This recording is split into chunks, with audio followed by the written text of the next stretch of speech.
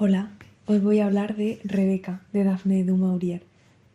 Este libro lo he leído porque estoy en un club de lectura y esta fue la lectura que se eligió para la siguiente sesión.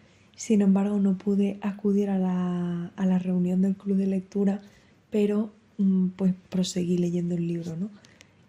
Porque lo empecé y me estaba gustando tanto que no podía dejarlo, quería continuar.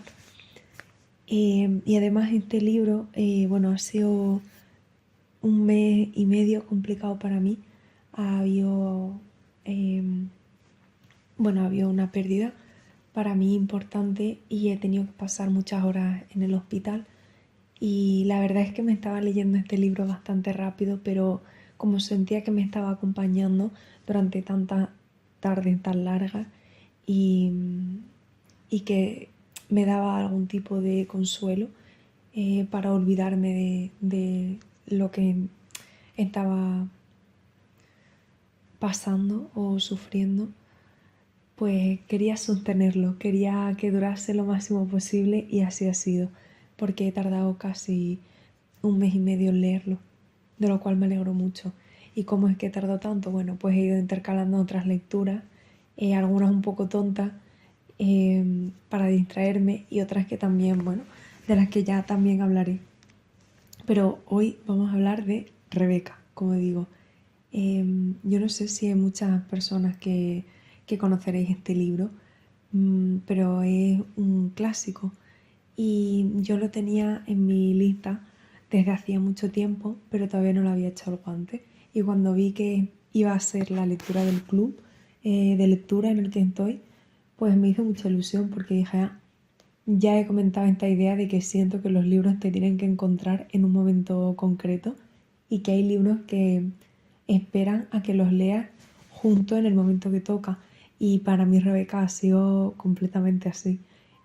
A mí me gustan mucho los clásicos, he leído muchos clásicos, también porque, bueno, cuando era más pequeña, la biblioteca a la que tenía acceso tenía un catálogo algo limitado y aparte de la literatura infantil o juvenil, pues la más adulta lo que más abundaba eran clásicos. Entonces, pues yo empecé a leer clásicos y yo creo que por eso a día de hoy me siguen gustando tanto y conecto em, con el lenguaje, con las estructuras, con, no sé, con el tipo de historia. Em, y está guay. Creo que a lo mejor no hubiese desarrollado este cariño, esta obra ahora, no lo sé. Pero bueno, yo empecé Rebeca y no tenía mucha idea de lo que iba. Pero la sinopsis principal es la de una chica que se casa con un hombre y este hombre antes que ella pues tenía una mujer que se llamaba Rebeca, que es la que da nombre al libro. Suena todo un poco confuso, pero ahora explicaremos y si se ha leído el libro pues tiene más que sentido. Y hay muchas ideas que comentar, desde luego. Aparte de opiniones sobre lo que apareció en el libro. Eh, entonces se casa con ella y se casa con él, perdón, pero digamos que Rebeca le atormenta y ella no puede ser feliz en su matrimonio. Y el libro comienza con ella explicando su situación, bueno, hace como un flashback. eh, es difícil no desvelar spoiler, pero bueno, hace como un flashback a cuando ella conoce a ese hombre con el que se casa y, y ocurre, o sea, explica cómo va ocurriendo todo. El libro tiene muy buen ritmo y casi no te das cuenta de lo que estás leyendo. Aunque yo se lo recomendé a mi padre y mi padre decía, o sea, me dijo que él sentía que no ocurría nada y que ocurrió cuando ya llevaba como tres cuartas partes del libro, cuando iba por el 70%. Y no está equivocado, o sea, yo pienso lo mismo. Pero es verdad que... Y me dijo también, yo no leí a Agatha Christie, pero me dijo que le recordaba las novelas de Agatha Christie. A mí no me disgustan ese tipo de ritmos, la verdad. De hecho, por eso siempre intento acabar los libros, porque algunos de mis libros favoritos han sido cosas que se han alargado tanto, pero que adquieren un sentido final con cómo acaban. Entonces siempre intento acabarlos, pero yo, más que el 30% en lo que ocurren las cosas y en el que estás como mordiéndote las uñas, he disfrutado más cómo se ha desarrollado el libro y cómo iba construyendo esa tensión, cómo tú te planteabas, dudabas, te llegabas a cuestionar si lo que te estaban contando era verdad, porque bueno, esto lo comenté creo en el libro cuando hablé de Asfixia de Chuck Palahniuk, en que muchas veces las personas que nos cuentan, o en Lolita también, por ejemplo, de Nabokov ocurre, que hay novelas en las que tenemos que dudar de las personas que nos están narrando las historias. Pero bueno, en este caso no. La protagonista, cuyo nombre no sabemos porque no se desvela en toda la novela, y no me di cuenta hasta que ya iba por la mitad, lo cual está muy guay porque hay otras cosas que te van interesando más como para olvidarte de un detalle así. Em, pues la protagonista cuyo nombre no sabemos y que voy a llamar como le voy a poner el nombre de la protagonista, em, es muy insegura y se cuestiona mucho a sí misma, tiene mucha falta de confianza y bueno, esto da para unas reflexiones a lo largo de la novela. Yo creo que fue completamente intencional por parte de Daphne de Maurier. Perdón por la pronunciación del nombre, una vez más mi francés es nefasto. Eh, pues yo creo que es completamente intencional y uno de los temas centrales de la novela, que ahora lo voy a discutir. Pero como iba diciendo, a pesar de que lo que ocurre parece ocurrir en el último 30% del libro, yo creo que el libro es una delicia de leer. Es un libro con unas descripciones muy detalladas, que te mete en la mente de los personajes, que los describe hasta la saciedad, que tú te haces hasta un perfil psicológico de cómo son las personas con las que se relaciona la protagonista, bueno, cómo describe los alrededores de la casa, porque bueno, la casa, Manderley, hay una herramienta de gestión bibliográfica que se llama Mendeley, y el otro día estaba yo hablando con alguien y en vez de llamarlo Mendeley, lo llamé Manderley o Matherley. Ya no me acuerdo ni cómo era, pero es el nombre de la mansión en la que transcurre la gran mayor parte de la historia. Que de hecho a mí me daba la sensación todo el tiempo de que tenía más secretos de los que al final acaba teniendo. Pero bueno, que crea ese aura con las descripciones, sobre todo de los jardines, de los paisajes, de los alrededores.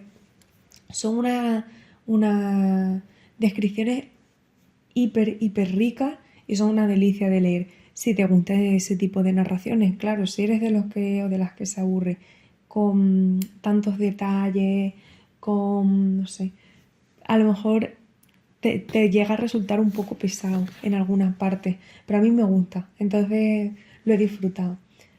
También he aprendido muchas palabras nuevas, porque como describe con tanto lujo de detalle, pues utiliza adjetivos y nombres de plantas, de flores, de árboles, de todo, de arbustos, que yo no tenía ni idea de lo que era. A mí es que me encanta esto, ¿no? De estar leyendo un libro y decir, uy, ¿esto qué es? Además, si lo lees digital, ¿no? En el ebook, pues es más fácil porque puedes pulsarlo y te da directamente la definición. Por eso también me gusta mucho leer en el libro digital, porque no tienes que estar cogiendo el móvil para buscar el significado de las palabras, simplemente puedes clicarla e incluso guardarla. Leer digital y leer en físico, cada cosa tiene sus pros y sus inconvenientes, ¿no? Pero bueno, también respecto a la traducción, yo creo que la traducción que se lleva utilizando desde que se publicó el libro es una que hizo un señor que no me acuerdo del nombre, Francisco, no lo sé, o Fernando, creo que era Fernando de no sé qué. Y hizo una traducción tan buena en su momento que a día de hoy las editoriales continúan utilizando esa traducción. Y es verdad, hay muchas notas a pie de página, hay muchos matices, eh, explican los dobles sentidos que puede tener el lenguaje, eh, malentendidos, culturales, está muy guay.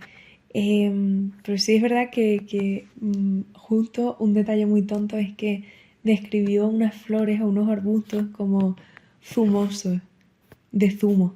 Y claro, yo creo que esto pudo ser en la novela original, que por cierto, he leído este libro en español, a pesar de que a mí me gusta leer la novela eh, en su lengua original, porque me he dado cuenta que en español leo muchísimo más rápido y no sé, conecto más y me gusta más. Y si es una buena traducción, creo que no hay problema. Em, y también leo mucho en inglés por el trabajo, entonces quizás sea mi forma como de desconectar un poco.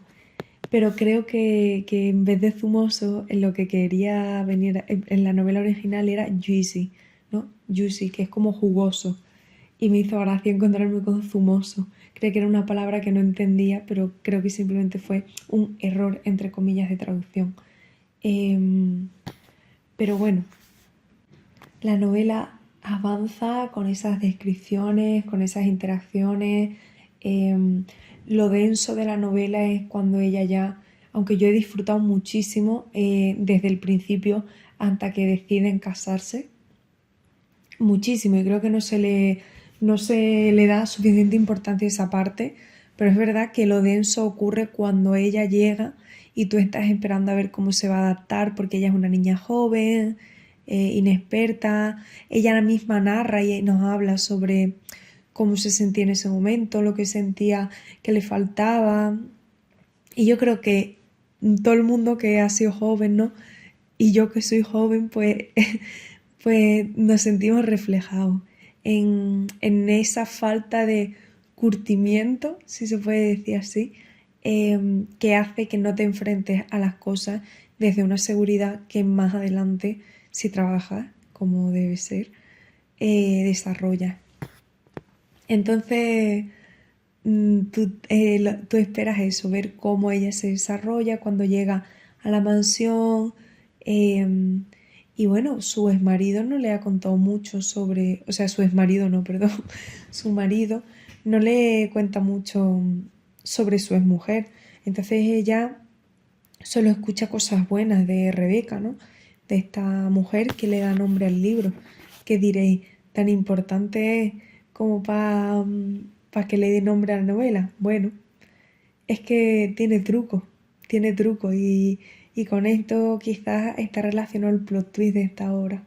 Yo, sinceramente, me esperaba algo como lo que pasa en Jane Eyre, de Charlotte Bronte.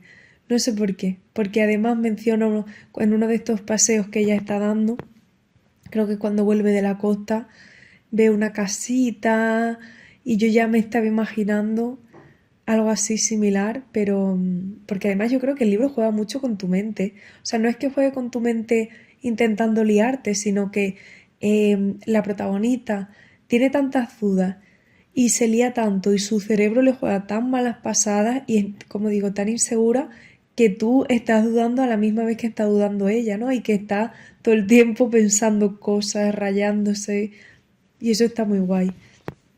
A mí personalmente, como digo, me gusta cuando un libro me da las cosas no de forma tan digerida, aunque el final sí es muy... A mí el final no es que me decepcionase, pero pienso que no estaba a la altura del resto del libro. Y mira que no es malo, ¿eh? Pero a mí me hubiesen faltado a lo mejor unas 100 páginas más. No sé, es mi impresión. A lo mejor es que me estaba gustando mucho y no quería que se acabase o que acabase así.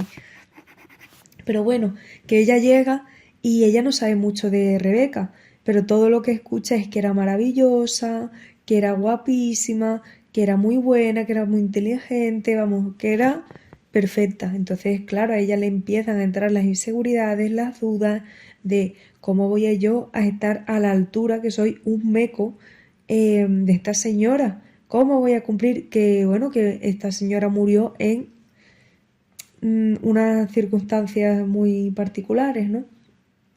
aparentemente, allegedly, como se suele decir. Entonces ella está súper preocupada todo el tiempo de, ay, ¿cómo voy a hacer esto? ¿Cómo tal? ¿Cómo cual? Y claro, esto hace que en su mente empiecen a gestarse unas inquietudes, unas preocupaciones, unos cuestionamientos hacia sí misma, hacia su relación con su marido, hacia la casa, hacia sus perspectivas de futuro, mm, sobre un montón de cosas que quedan además alimentadas por algunos personajes y por el contexto, ¿no? Que sigue percibiendo a Rebeca como, bueno, guarda esa imagen de ella como la mujer tan maravillosa que era. Y ella, claro, siente que la están comparando eh, y que son radicalmente opuestas, que ella, incluso físicamente, ella dice que es bastante normalucha, ¿no? Entre comillas, que no es muy atractiva. Por eso también decía que me recordaba un poco a Jane Eyre. Jane Eyre es que es de mis novelas favoritas, ya hablaré de ella. Pero, pero claro, ella se siente tan radicalmente opuesta que siente que no va a poder cumplir las expectativas o estar a la altura de la anterior esposa, ¿no? De Maxine, que es su marido. Y, y entonces ella a lo largo de toda la novela tiene unas reflexiones terribles, terribles sobre sí misma, unos pensamientos tan feos y es fascinante. ¿Por qué? Porque tú te estás metiendo con ella en esos pensamientos y tú estás diciendo, ostras, es que en verdad tienes razón, o ostras, es que en verdad es legítimo que ella, o tiene sentido que ella tenga esta duda respecto a sí misma, pero es que es una pena.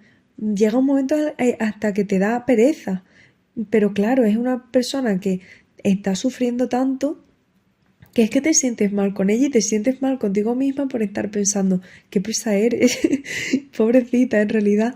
Que es que yo me imagino en esa situación y sería más pesada todavía, seguro, vaya. Ella utilizó, bueno, ella tiene una frase a lo largo del libro, unos párrafos que son increíbles, que hablan sobre la inseguridad, sobre la falta de confianza en uno mismo.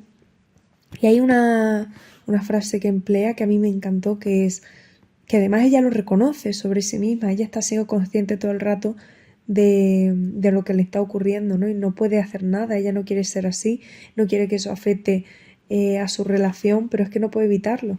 Es como la pescadilla que se muerde la cola, ¿no? Se siente mal por esto, por pensar que a lo mejor su marido no la ve como ve a su mujer y al mismo tiempo los sentimientos que le produce eso son combustible para que la relación con su marido pues vaya mal, ¿no? Y ella utiliza una frase con la que se describe que dice, soy mártir de mi propio complejo de inferioridad. Y me pareció brillante el que se pueda desarrollar un personaje tan atormentado y aún así con tanta conciencia de su atormentamiento y que estemos siendo también plenamente conscientes de todo el proceso por el cual ella se está sintiendo así y de las situaciones y de todo y que la ves tan indefensa, que es que empatizas a pesar de que intentas decir, no, es que todo está en su mente, todo es tal, todo es cual, pero claro, con esta idea de Rebeca, que es como ya una entidad, un constructo, algo inmenso, pues tampoco podemos cuestionarla a ella, ¿no? Y así se lleva toda la novela, la pobre, hasta que ocurre una serie de cosas y sobre todo cuando Maxine, bueno, ella no puede aguantar más, ¿no? Este tormento que tiene encima y habla con Maxine y bueno, a raíz también de un acontecimiento que sea, tiene que tener por narices una conversación con él. Tuvieron una discusión fruto de cómo ella se estaba sintiendo, de cómo esto afectaba, de unos conflictos, ¿no? Pero llega un momento en el que tienen que tener una conversación y en ese momento ella y él pueden ser honestos por completo y se da una comunicación en su matrimonio que no se había dado hasta el momento. Y ahí cambia todo. Y antes de llegar a este momento, tú ya estás pensando en el poder que tiene la mente en, en hacerte ver la vida y las cosas de tal forma. Porque tú vives vives mal, vives atormentada por las ideas que tienes tan imbricadas, tan cotidianas, que tanto daño te hacen, ¿no? Y que condicionan tu experiencia vital. Y, y, y cómo afrontas el mundo por esto. Y después de esto, de que puedan comunicarse, de que se genera un antes y un después, y se nota en cómo lo describe literariamente Daphne du Maurier, la relación entre ellos, y sobre todo cómo ella describe como un peso que se quita de encima, porque por primera vez se da cuenta que esa idea que tenía de Rebeca, bueno, pues no es tan real como, bueno, pues no, que no es real, vaya. ¿Por qué? Porque digamos que sí que son radicalmente distintas, pero no de la forma que ella pensaba. Y no es hasta cuando se saca a relucir la verdad que ella puede respirar. Pero claro, ¿quién no se hubiese sentido como ella con la idea, no solo de Rebeca, sino de todo lo que implicaba que ella tenía en la mente? Y, y como digo, hay como una dicotomía brutal entre la protagonista y Rebeca, pero no de la misma forma que parece al principio o a lo largo de la novela. Y es muy guay cómo se le da esa vuelta a la tortilla, aun sin cambiar tanto, solo en un par de capítulos. A mí me ha encantado esta idea de cómo nuestra mente, y sinceramente mantengo que creo que la autora ha intentado hacerla un tema central de la novela. A lo mejor no, pero es mi opinión, mi lectura, porque creo que es uno de los temas centrales, cómo nuestra mente puede hacernos tanto daño y jugarnos tantas malas pasadas y condicionar nuestra experiencia vital y las relaciones que tenemos con los demás. Y me parece una idea y un tema muy bonito para un libro y además que se lleva a cabo a través de una obra tan intrigante y tan bonita y no sé, tan bien cuidada. Y me gusta también mucho cómo pone el tema de la comunicación como un pilar fundamental y cómo se nota cuando la comunicación es honesta o no, o cuando hay algo que nos carcome o que nos impide confiar de la forma o abrirnos necesaria para exponernos al otro. Y cómo es únicamente de esa forma cuando los vínculos pueden llegar a estrecharse y a sentirse lo suficientemente profundos como para sentir emociones más complejas por otras personas, ¿no? Como puede ser algo tan complicado como es el amor, ¿no? Y como les pasa a Maxine y a la protagonista. Dicho esto, ahora sí voy a hacer algún spoiler obligado para discutir alguna idea que creo que también son bueno, creo que en realidad es solo una. Me gusta mucho la figura de Beatriz, como muy vasta, ¿no? No ordinaria ni vulgar, pero muy vasta. Creo que la palabra es basta, no tiene otra.